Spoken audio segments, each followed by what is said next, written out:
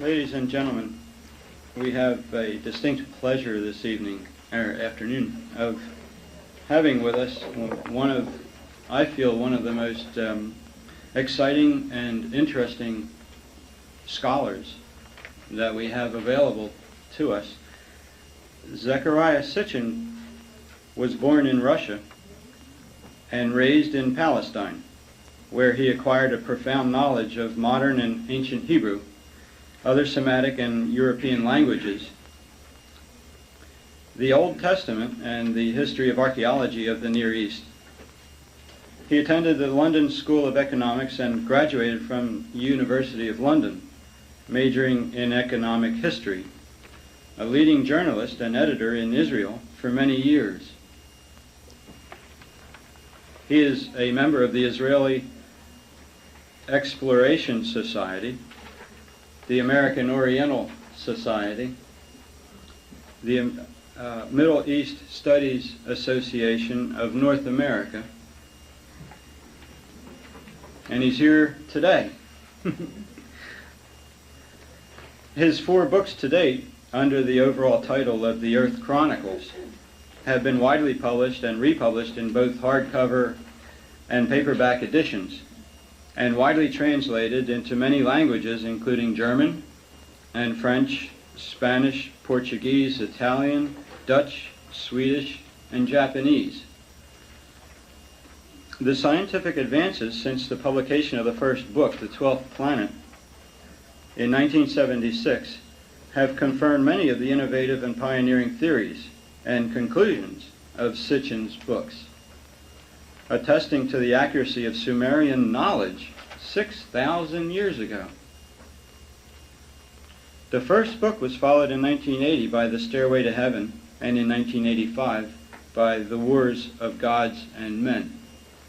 Book 4 of the series was just published February 1990, and it's called The Lost Chronicles.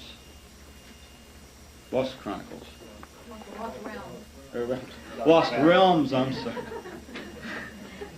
Encompassing the ancient events and civilizations of the Americas. I'd like to welcome Zecharia Sitchin.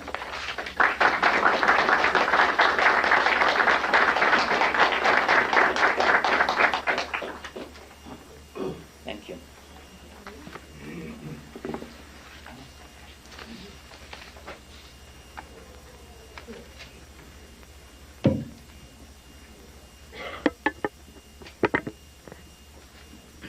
Speak a little louder if we can't hear you.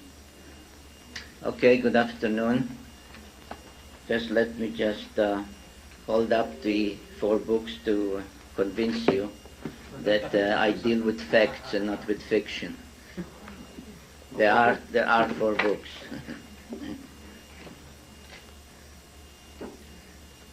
And the 5th one is due in October. It will be titled Genesis Revisited, and it will deal with the scientific advances in the 14 years since the first book was published, and show how modern science corroborates ancient knowledge.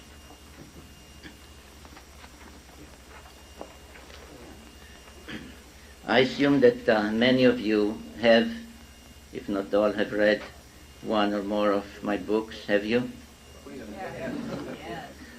And one idea that occurred to me, thinking about what to say this afternoon, was whether I should really give you, the audience, the podium, and just listen to your questions and build what I have to say around your questions. Is that a good idea? You have my attention. No. You'd rather hear me talk. Well, I assume, having said hello or been approached by some of you since I've arrived here, I assume that each one of you had some point in his life, his or her life, where an event or a thought or an occurrence or hearing something or seeing something made you interested in the general or overall subject of this conference, whether we call it UFOs or extraterrestrials or ancient astronauts or other phenomena. And I thought that I should tell you how I became interested and involved in the subject, which launched me on writing the 4 books to date and coming and talking to you. And it goes back to my school days. I was born, as you heard, in Russia, but I grew up in what was then Palestine, and was privileged to study, to learn the Bible, the Old Testament, in its original language, Hebrew. And that is extremely important to understanding what actually those ancient texts tell us, because everything else that you read in the Bibles, be it in English or in German or whatever language, are not just translations, but are really interpretations, because each translation, each translator puts into the translation their understanding of what the word or the sentence or the event had meant. And as a matter of fact, if you compare, even in English, various editions of the Bible, you'll see that in many respects they don't agree with each other. So having had the privilege of learning the Bible in its original Hebrew language was extremely important to the future course of events. Now, we began with the book of Genesis and reached chapter 6. I don't recall how old I was then, but maybe 8 or 9 years old. And we reached the story of the deluge, the great flood, and the story of Noah and the flood and what happened is preceded in the chapter of Genesis with several very enigmatic verses that somehow don't belong to the rest of the story of Noah and the ark, and that are evidently some kind of remnant from some longer story or another chapter that was lost or omitted somewhere and so on. And these enigmatic verses begin with a statement that many a preacher has used on Sundays, because it is known as the verse that says that those were the days just before the deluge, when there were giants on the earth, or upon the earth. And they married the daughters of men and had children by them and so on. And I raised my hand and I remembered that as if it happened yesterday, although it happened more than 2 years ago when I was 8. And I said, excuse me, teacher, but why do you say giants when the word, the Hebrew word, is Nephilim, which literally means those who had come down from heaven to earth? And he said, Sitchin, sit down. You don't question the Bible. And as young as I was then, I came home and I was, upset. I was boiling inside because I was sure that my question, when I raised my hand, I did not question the Bible. I was reprimanded wrongly. I questioned a translation or an interpretation of a word in the Bible, but I did not question the Bible. On the contrary, I questioned why a word or a statement or a term in the Bible is not accurately translated or interpreted. And this became an obsession with me. As I grew up, I became interested in archaeology. I studied the languages of the ancient Near East and so on. And always in the background, always underlying what I was studying or doing was this question, why did the Bible use the word Nephilim to describe those who, again, literally are called in those verses the sons of the gods. Sons plural, gods plural, literally translated from the Hebrew. And why is there such a distinction made? And the fact is brought out as something to be remembered, to be appreciated, that they married the daughters of men. In other words, they were somehow different. They were not the sons of men, they were sons of the gods. Elohim in Hebrew, plural. And this inquiry, this research, has led me to a realization that many scholars have by then, and indeed it began in 1876, when the discoveries of writing of clay tablets in Mesopotamia reached the stage where the writing could be deciphered and read and understood. It dawned on the scholars more than a century ago that the biblical tales of Genesis, of the creation of what is called the heaven and the earth, of what is really a course of evolution, how life began on earth, how the dry land separated from the oceans and life began. That the story of how the Adam, which literally means the earthling, not Adam, but the Adam, was created. That the reference to some deity, again, the term used is plural, Elohim, says, let us make the Adam in our image and after our likeness. And again, the plural is used all the time. The story of the deluge and the story of the Garden of Eden and of the Tower of Babel.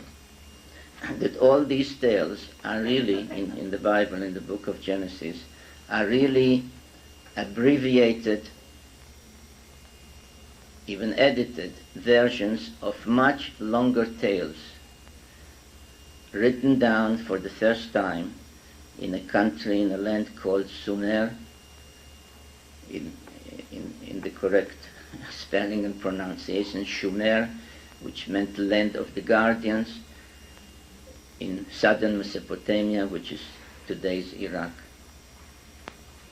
And it was realized that a civilization, the first known civilization, a very high civilization, had suddenly blossomed out in that area.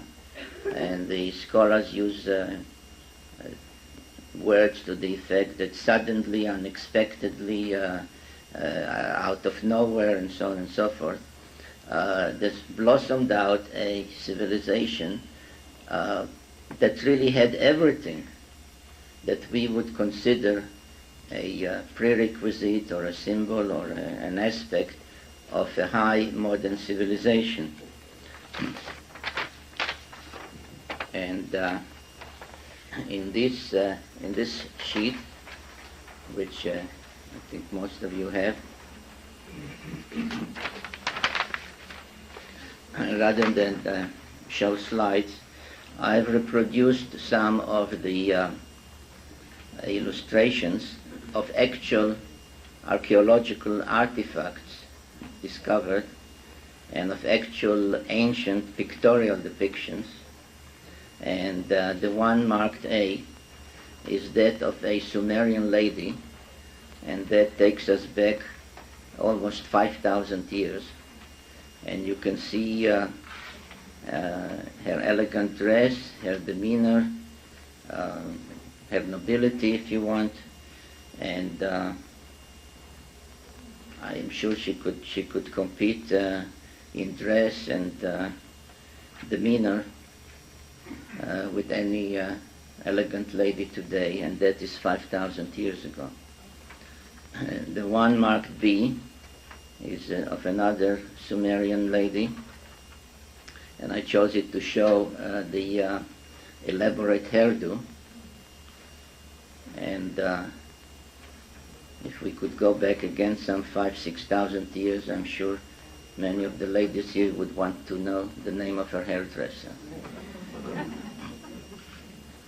Illustration C is, for some reason, tilted, because if you turn it this way, it really depicts, it's part of a scene of a medical scene where a group of medicine men surrounds a patient.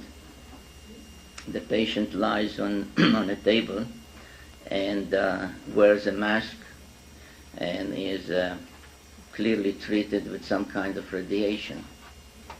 And again, this is from thousands and thousands of years ago. Now,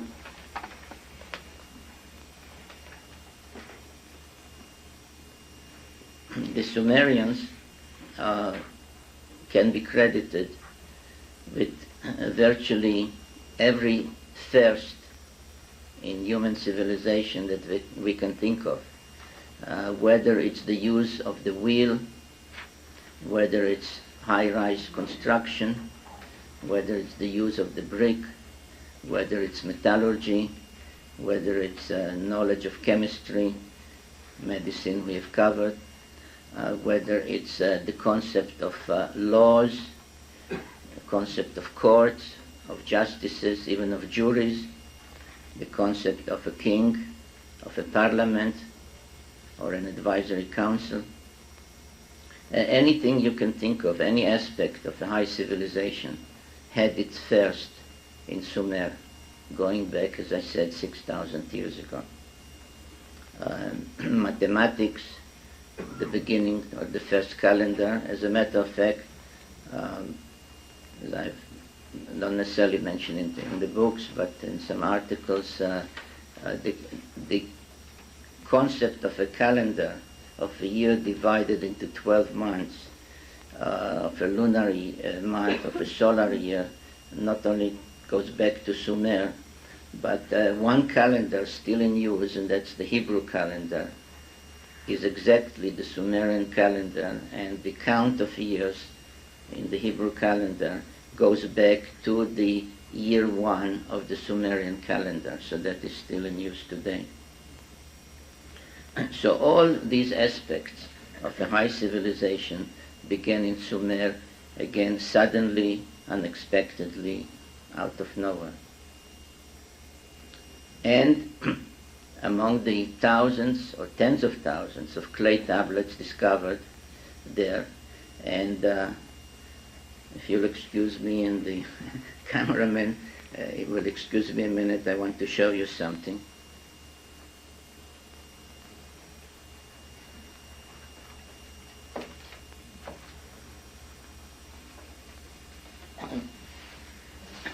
Many who have read the books or who heard me talk or read other books heard about clay tablets, but I wonder how many of you have actually seen one.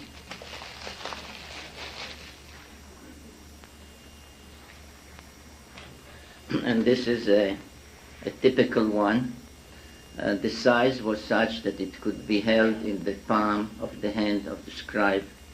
It was soft clay, not entirely wet, but soft enough to make on it symbols with a stylus in writing that has come to be called cuneiform. And the scribe would have the stylus and would make these symbols. And when this clay tablet dried, or if it was a very important document, it was fire dried, it became a permanent record of the document or the tale or the text or whatever was written on the tablet. And I've once observed that people say, well, that's a very primitive way of recording or of writing or of keeping things, writing them down. And I say, well, I'm being taped, I'm being videotaped. Would you think that those tapes would still be readable or available in 6,000 years from now? but this is.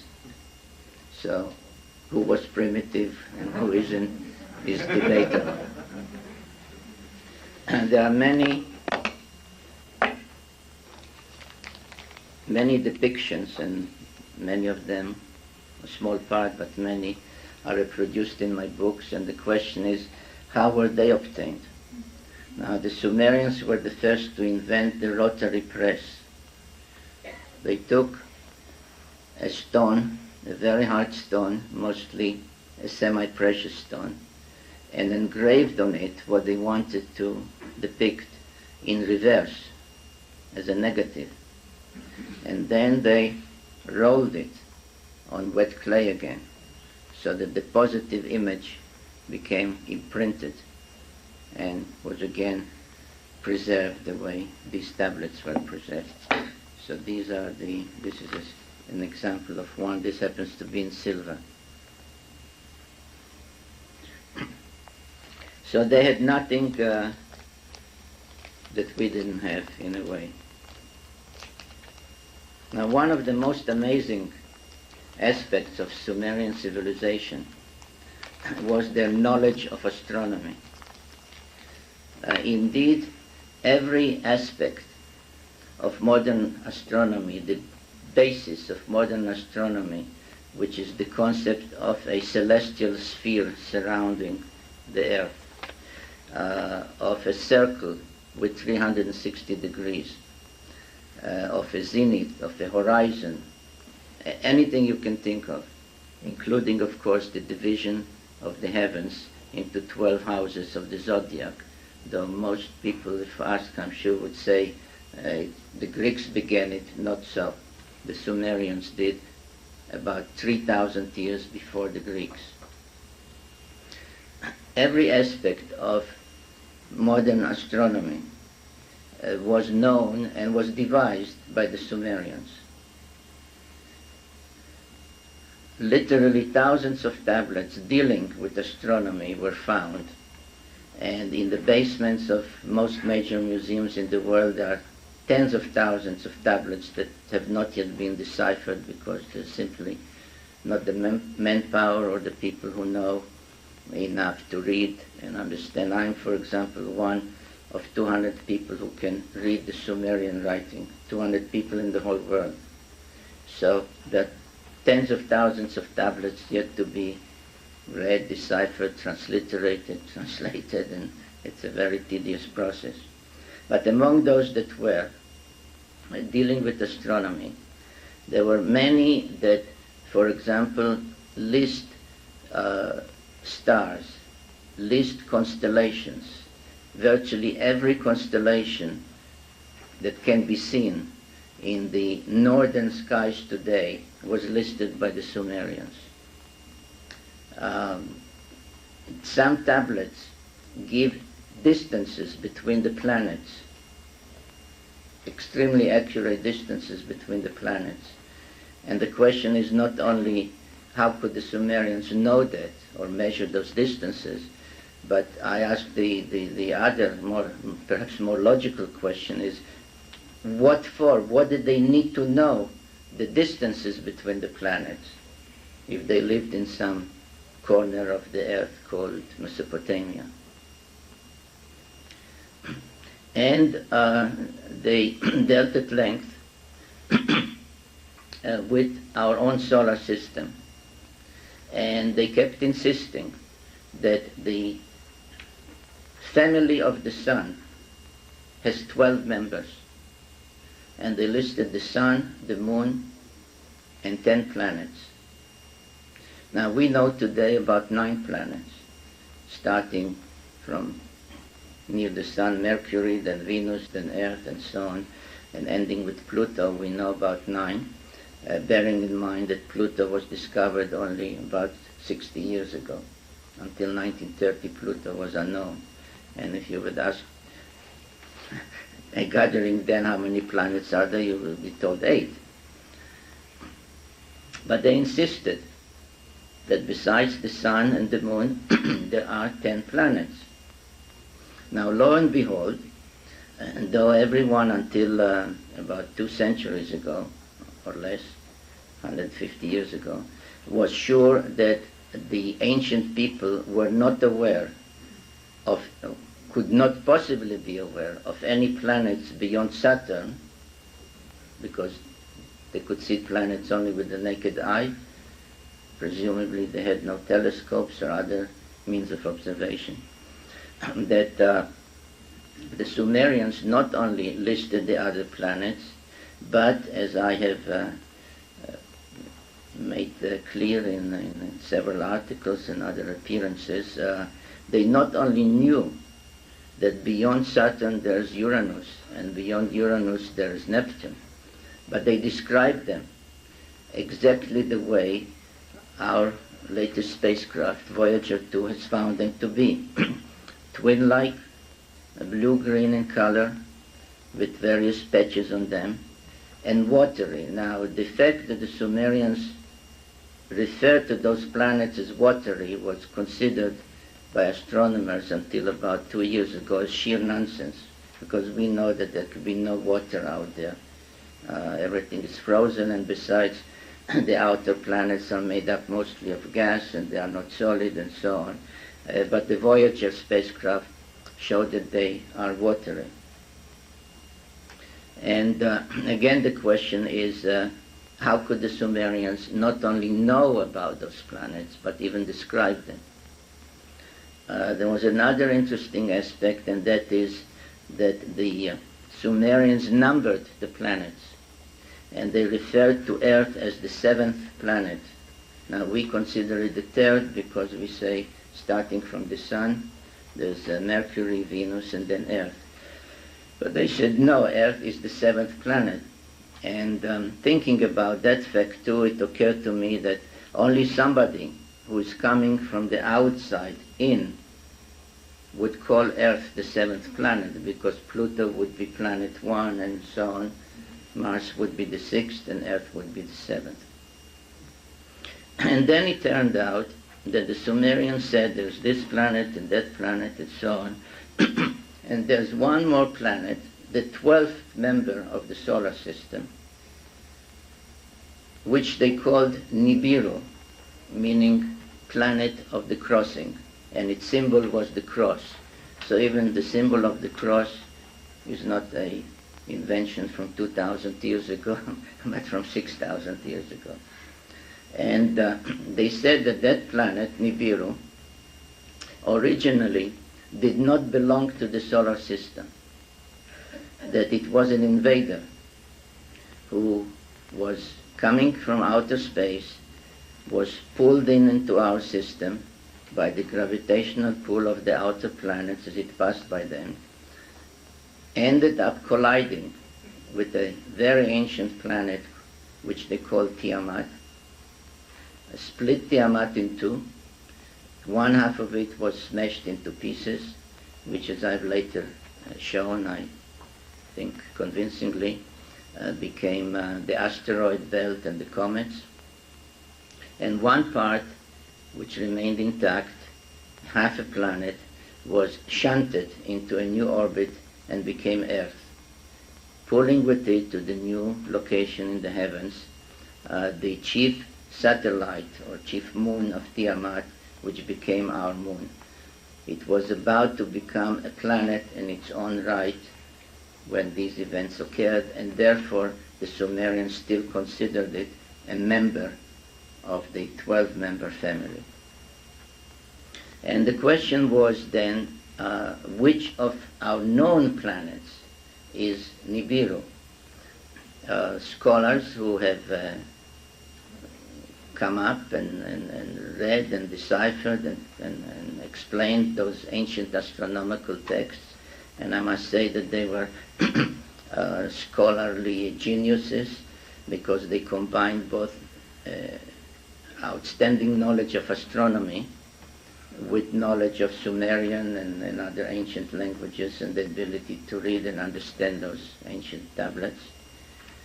Some said, well, the way it's described, its location in the skies, when it's seen from Earth, it must be Jupiter.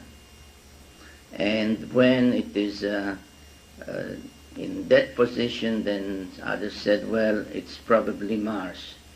And those who said it's Mars were called, idiots by the others, because how can you say it's Mars when it's obviously Jupiter? And the others called names the others because it couldn't be Jupiter, it's obviously Mars. And I was stuck in between, and for almost a year I made no progress on my first book because I said to myself, what or where is Nibiru? And then I must tell you, since I think this audience will appreciate it, one evening, very frustrated, I went to sleep, and I said out loud to whoever, and I said, Nephilim, those were the guys on account of whom I was reprimanded at school. I say, if you exist, please tell me, what is Nibiru? And I woke up in the middle of the night with the answer. It is one more planet that when it comes to our neighborhood passes between Mars and Jupiter. And then everything from that morning on fell into place.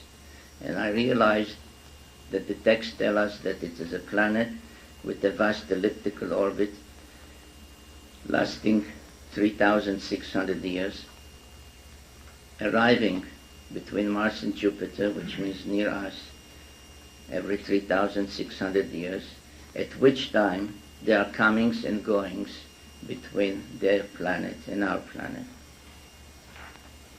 Now, I'll jump ahead a little and tell you that astronomers in the last few years agree with the Sumerians and with me that there is one more planet in our solar system. They refer to it as planet X. X meaning the unknown planet, and X meaning 10, because not counting the sun and the moon, the number of planets is 10, so we know of 9, there's one more. And they have more or less pinpointed its location in the heavens. There's reason to believe that in some ways they have confirmed its existence, although they don't have yet photographs of it.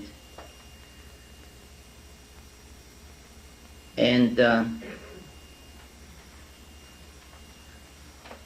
if and when, or rather when,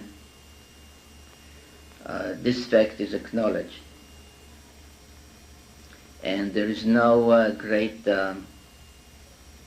eagerness to acknowledge it.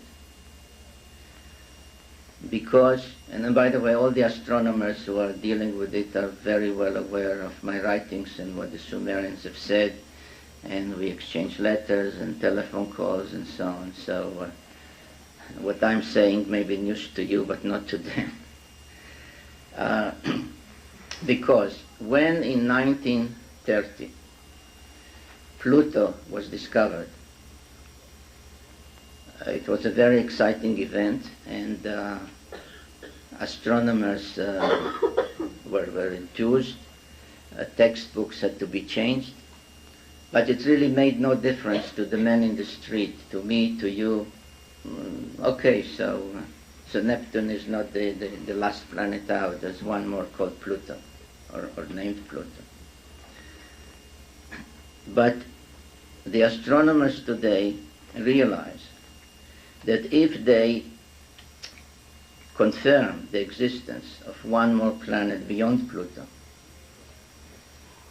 they not only confirm Sumerian knowledge of the complete makeup of the solar system and the fact that there is one more planet out there, but they then have to deal with the other issues that run more or less in the following circle. If the Sumerians were right about the makeup of the solar system, how could they know that? And the Sumerians said, we know it, they wrote it, we know it because those who had come from that planet to Earth have told us so. They told us we are the seventh planet. They described Uranus and Neptune to us. They described their planet to us. So, confirming Sumerian knowledge regarding planet X, or the 10th planet, or the 12th member of the solar system, would require facing the issue of the veracity of the other things the Sumerians have written down. And that is that on that planet there had existed hundreds of thousands of years before our civilization, a civilization with people advanced enough to travel in space, to come to Earth, and to do all the things that the Sumerian texts and the Bible tell us that they have done. If you go on and look at the sheet that I gave you, they, for example, depicted some of those whom the Bible called Nephilim, and whom the Sumerians called Anunnaki, which literally meant those who from heaven to earth came, which is the same as the Hebrew Nephilim. For example, D, E, and F are depictions of one of their females. It is known that D represents the goddess known to the Canaanites and in the Bible as the goddess Ishtar, and she liked to roam in the skies of earth dressed as a pilot. Perhaps she foresaw World War I and wore the goggles of a pilot of World War I. Another life-size statue. I wonder if I could get some water.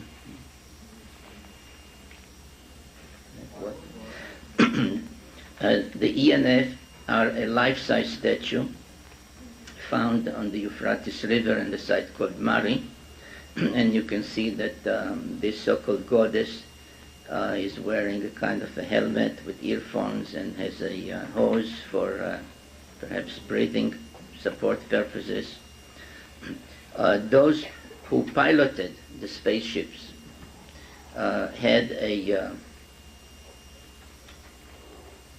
for official occasions, wore a dress that made them look like eagles with artificial wings.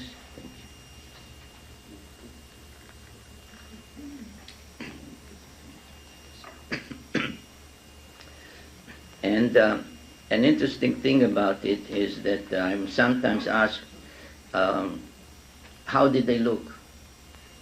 Did they look like us? And I say, absolutely no. We look like them. And because they made us in their image and after their likeness. And as you can see, thank you, they really look like us because we look like them.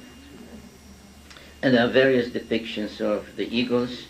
L is an imprint of a cylinder seal, which shows on the upper left-hand corner the complete solar system, which is the sketch M, and you can see by comparing it to our knowledge of a solar system, the N.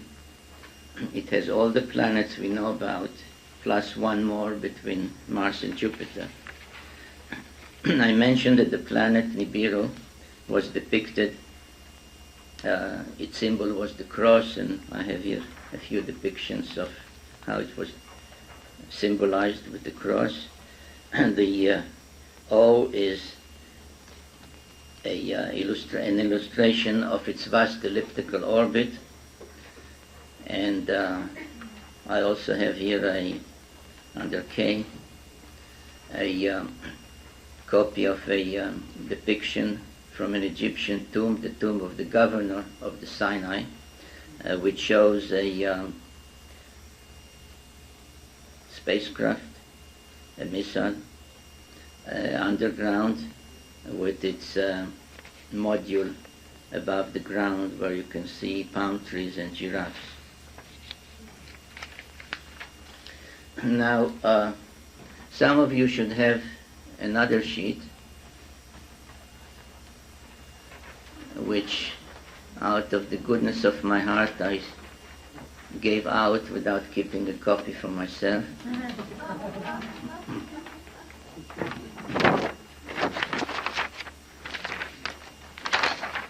Thank you. And that perhaps is to illustrate to you the link between the Sumerians, the biblical tales of Genesis, and what happened in great antiquity, in ancient times, and the principal subject of this conference, which is UFOs. I'm not a UFO expert in the current or modern sense of the word. I've never seen a UFO. I've never been abducted. As a matter of fact, I don't think that UFOs exist. Because UFO stands for unidentified flying objects, and I don't think there is such a thing. You may think, or you may be unable to identify them, but those who operate them or send them, they know what they are.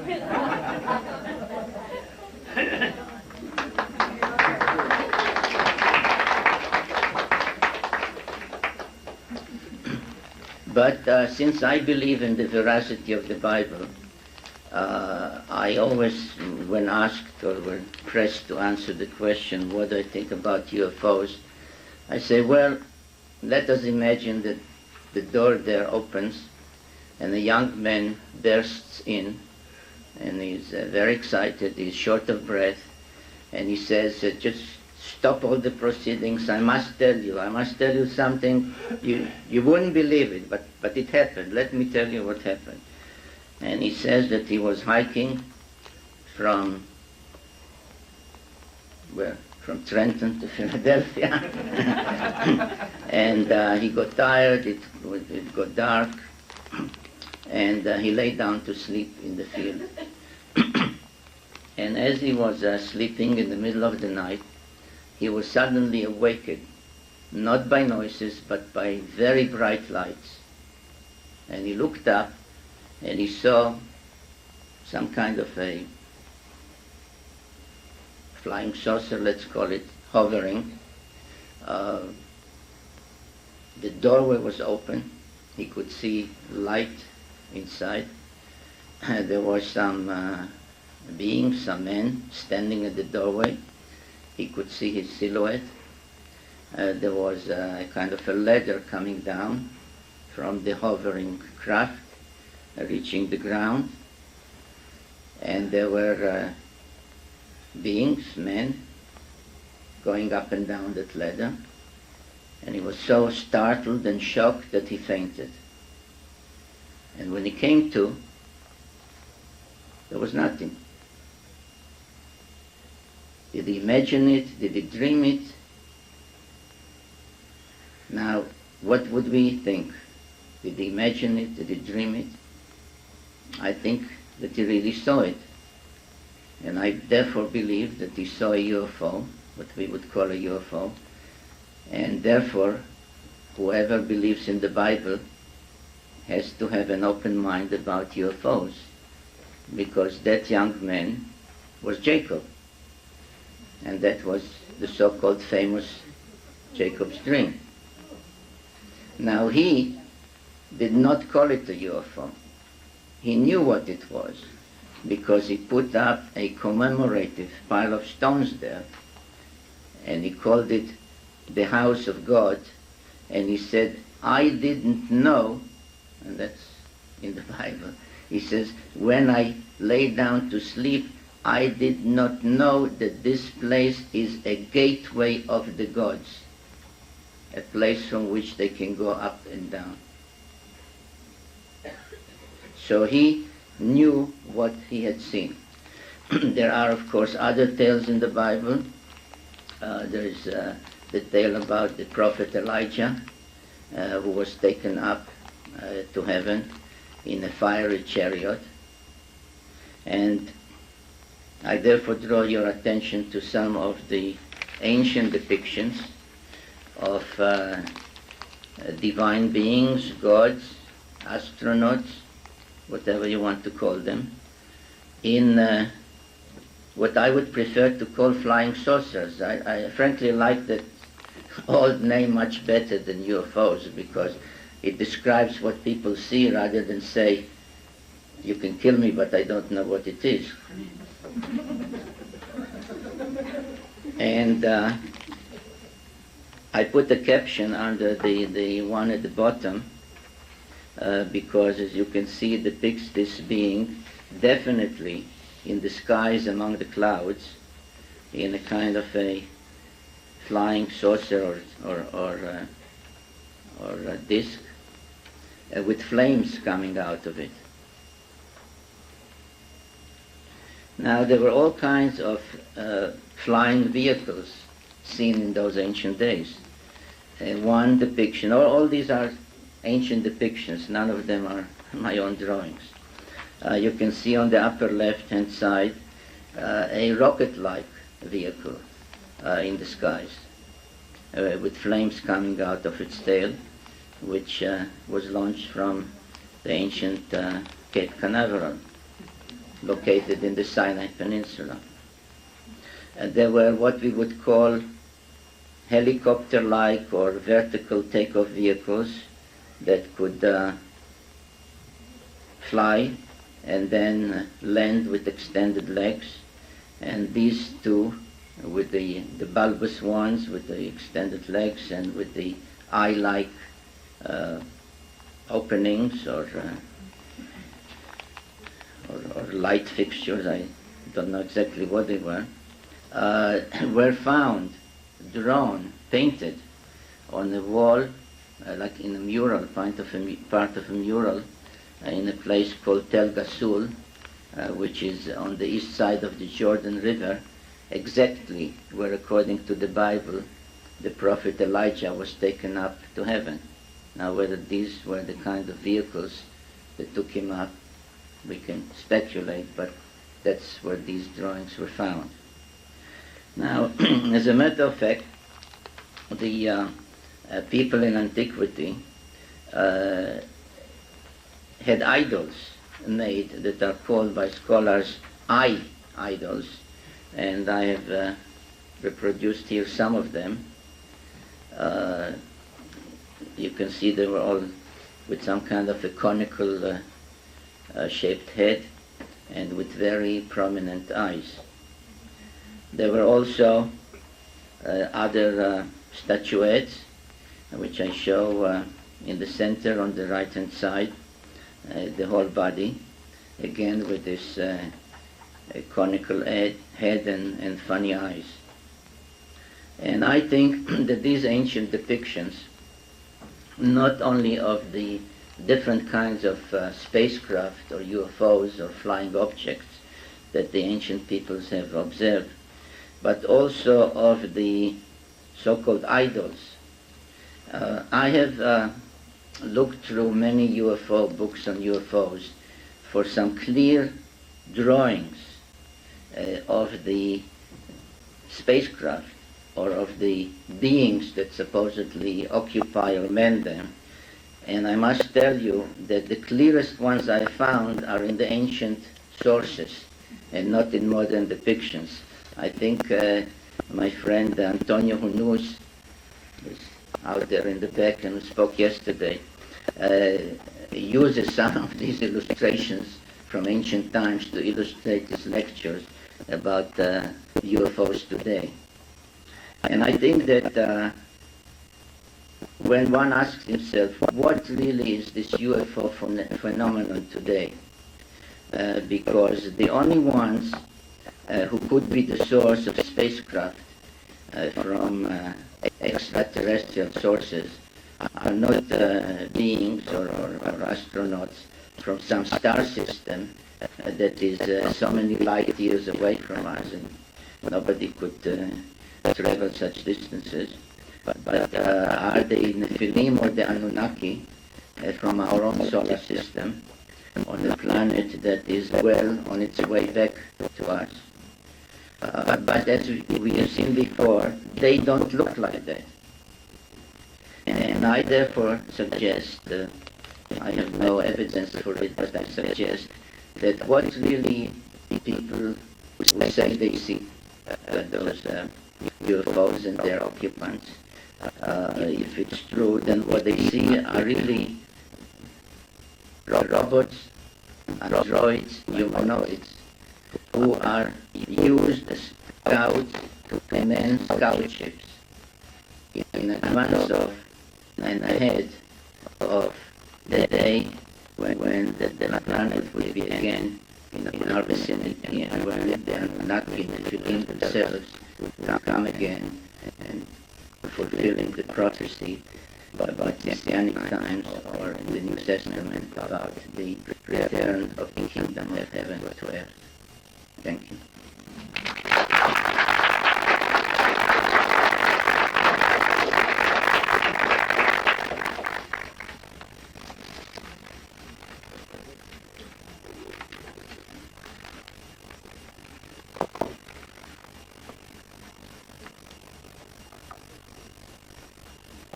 I'm curious with what you've been talking about analysis and the things in my Bible. I imagine that this is a literature from the Kabbalah, that sort of thing that you address, particularly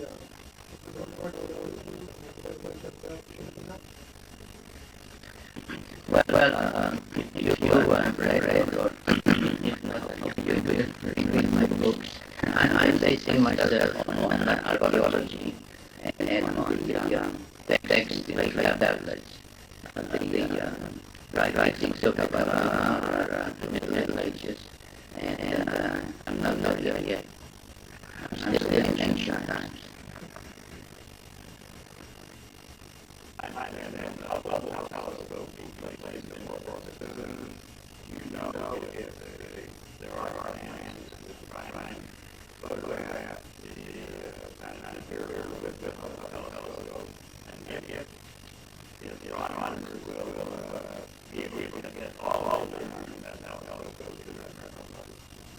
Well, that's the part of your question, yes.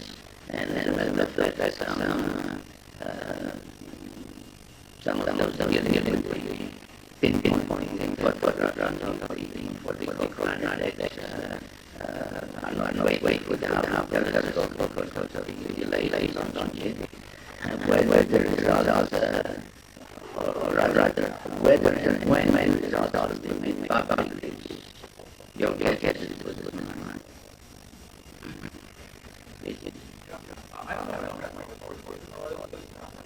I have a question about that. Ethically, seem to have a very reduced role over the years. To the point that it's seemingly not around now. I was wondering if you could expand on the relationship that's coming back.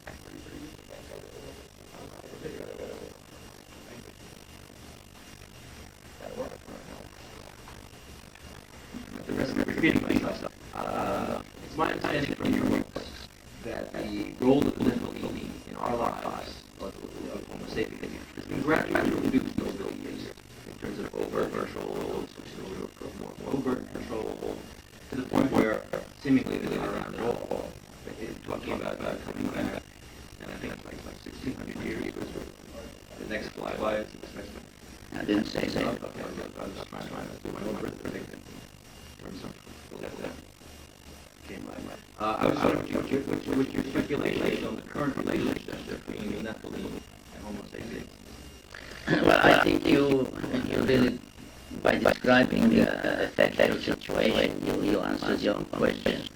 At the very beginning, when they brought us into being through genetic manipulation, they created servants or slaves, really, to work in the gold mines and then to serve them in other ways.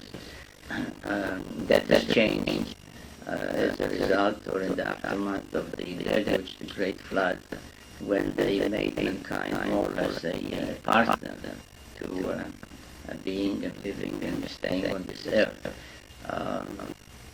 Each term, each 3,600 years, In the past, they gave us more civilization. If you follow the advent of human civilization through Paleolithic and Mesolithic and Neolithic and domestication and so on, the intervals are always 3,600 years.